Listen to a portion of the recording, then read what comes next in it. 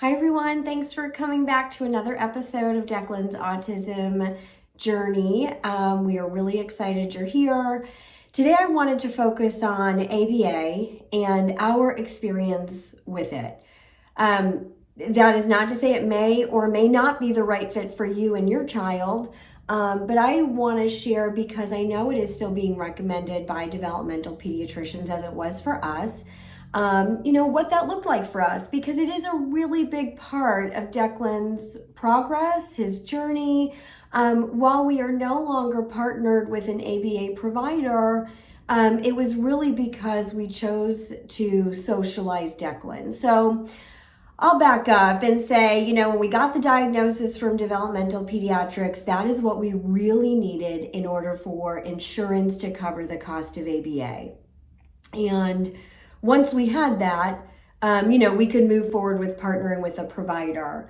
Our journey is a little bit different because the timing was just a little bit probably unique than others, because once we got that diagnosis, I think within the next week or two, we were moving to Miami for 7 weeks for treatment.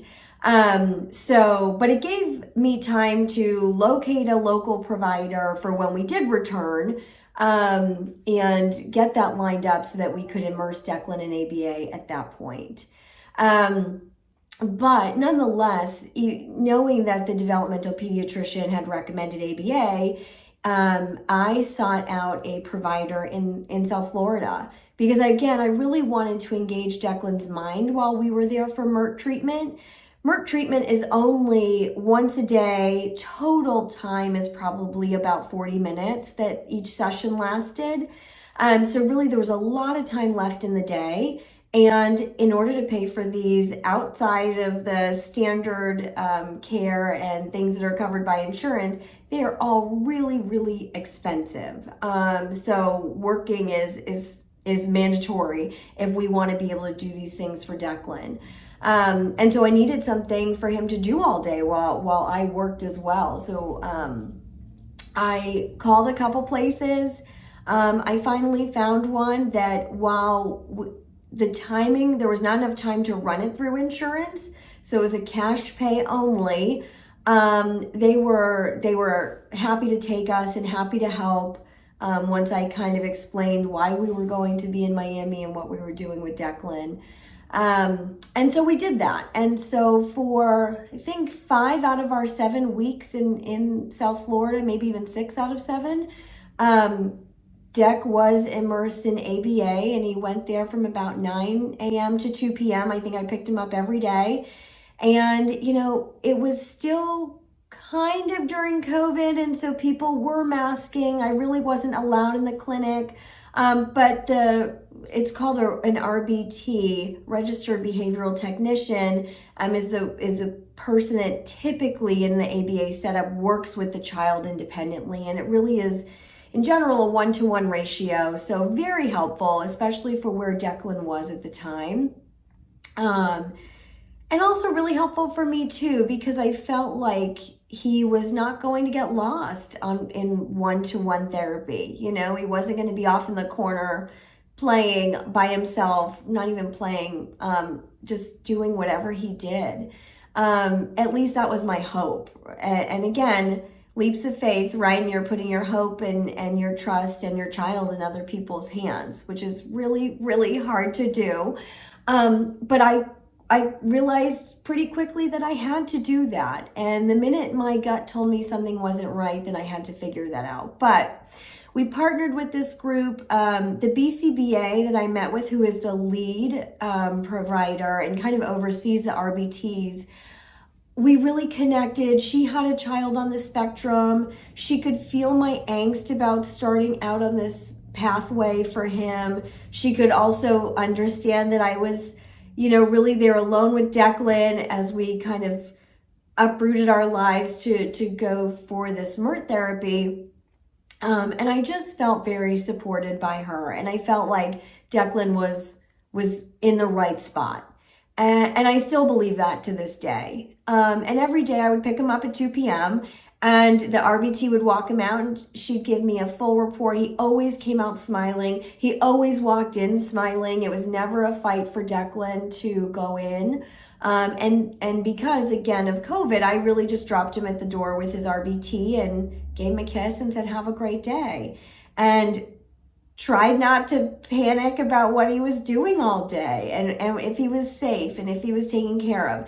And there were many days that, thank goodness my car has Wi-Fi, and I would just bring my laptop and I would sit in the parking lot and I would work, because some days it hit me harder that I was worried. And I think leaning into that worry and listening to that, I'm in a place where, okay, if my gut is telling me and I feel worried or I feel anxious that day, I'm really listening to it. And even if it meant sitting in my car all day working while Declan was in ABA therapy, that gave me peace of mind. And it didn't matter to me what anyone else thought about that. It was right for me. And so I did it. And I would say to you, do the same. Listen to your gut. If something is right for you, do it. Don't listen to what other people think. Don't care about what other people think. Only you know what's best for you and your child.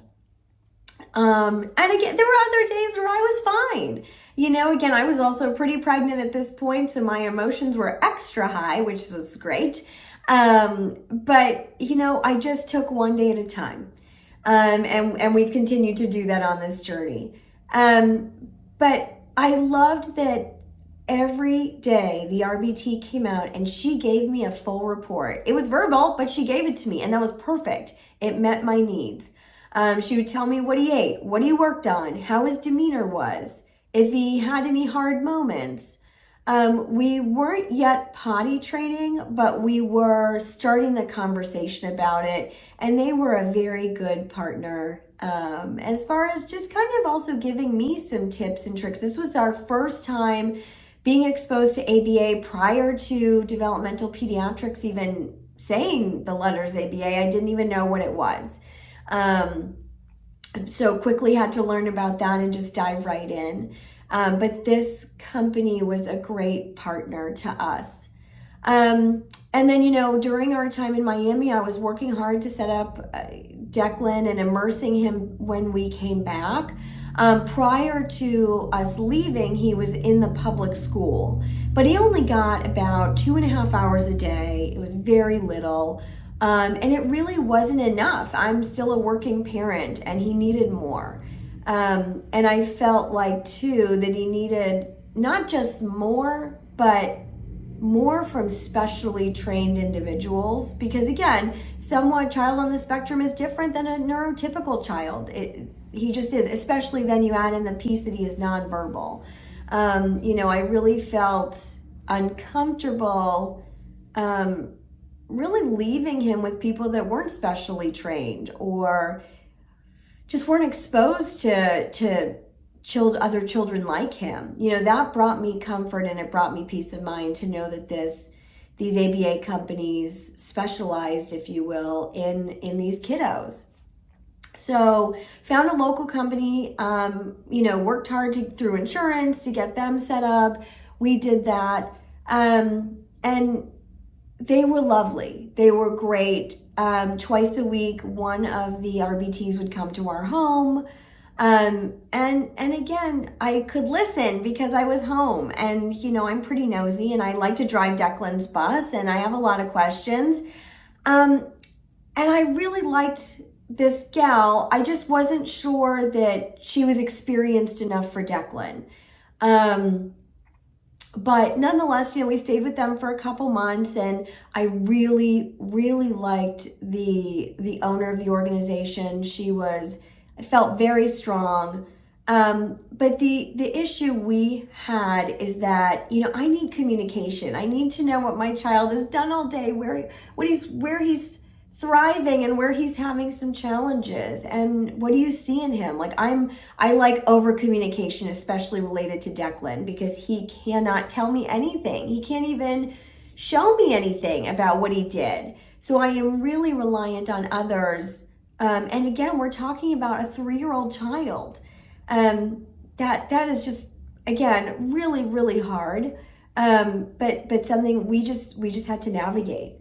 And so as I started to recognize that this group was maybe not the right fit for me more than anything, I had already heard the analogy of you're driving your child's bus, so I was already empowered to make decisions. Other people had given me the guidance of you can't worry about other people's feelings. They may be lovely and they may be nice, but if you don't feel like they're the right fit for your team and for Declan, you've got to kick them off your bus.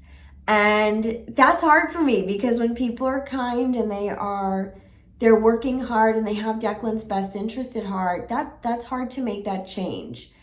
But nonetheless, we did. And it was the right choice. It was the right choice for Declan. It was the right choice for me. And as I have gone through every different situation, I have learned how to narrow my questions down, to be very specific. I don't hold back on what I am looking for as his mom.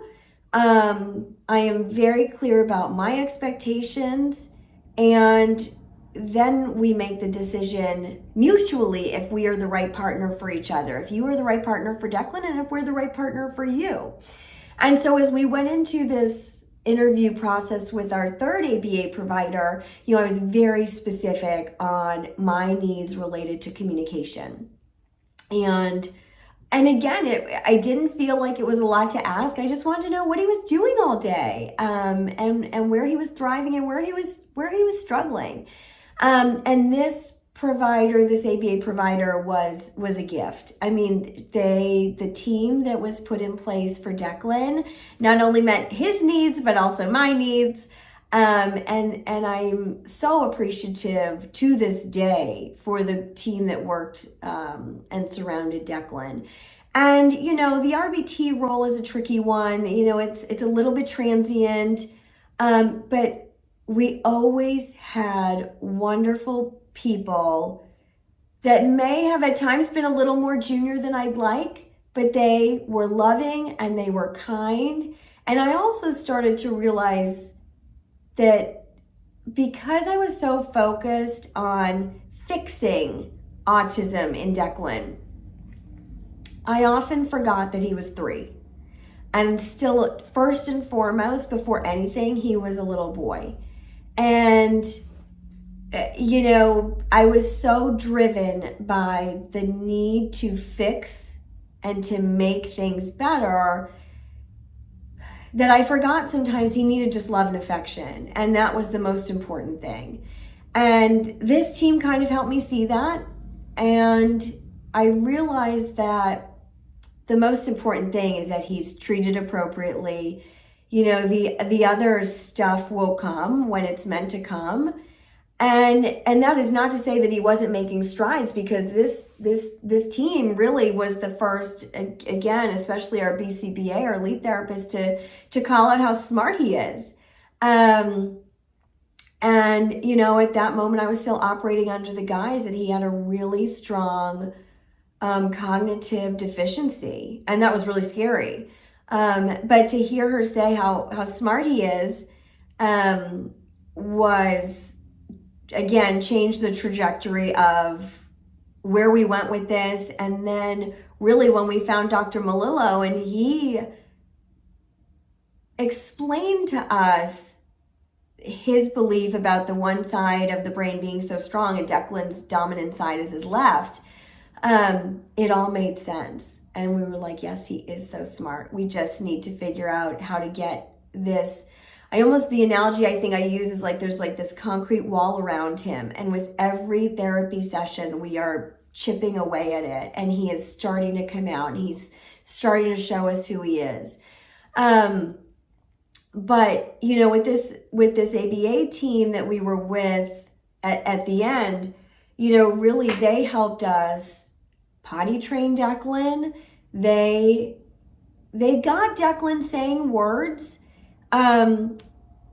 It was very prompted, so it wasn't as natural maybe as what is happening now with him, because again, we're changing the brain. ABA isn't going to change his brain. ABA is going to give him tools and techniques and pathways to change, but it's not changing the brain. And that is the stuff where we just believe that we will yield the most benefit to him, and what will bring recovery and makes that even a possibility. But the reason we really pulled him from ABA is that we started to see these gains in him. We had provided or partnered with Dr. Malillo at this point, and we wanted socialization for Declan. ABA is really 1-to-1, as I said before, and sometimes even it was 2-to-1 when the BCBA and the RBT would be here with him, and I loved that. It just wasn't enough though, socialization, especially us recognizing that Declan's right hemisphere is his delayed hemisphere in his brain, and that's where socialization comes from. And so anything that we can do to engage his right brain, stimulate his right brain, is so important to his development. And so, we made the choice to go back to the public school, to pull him from ABA, and it was the right choice for Declan. I remember sitting in the owner's office, and I was telling her that we had made this choice, and it clearly still it was a hard choice to make, because these folks all loved Declan tremendously. They were so kind to him. He had made really incredible strides with them and under their partnership. And not only that, but they had really helped Tim and I. Because we felt Declan had this cognitive deficiency, we really were doing a lot for him. We weren't helping him. We probably were inhibiting him. Unintentionally, of course, but nonetheless, that's what we were doing. And they kind of helped us see that. And I will always appreciate that, because while I am absolutely Declan's subject matter expert, I drive his bus, no one else does, I also recognize that I need to listen to others. I need to be open to others. And then ultimately, Tim and I will make the decision for Declan.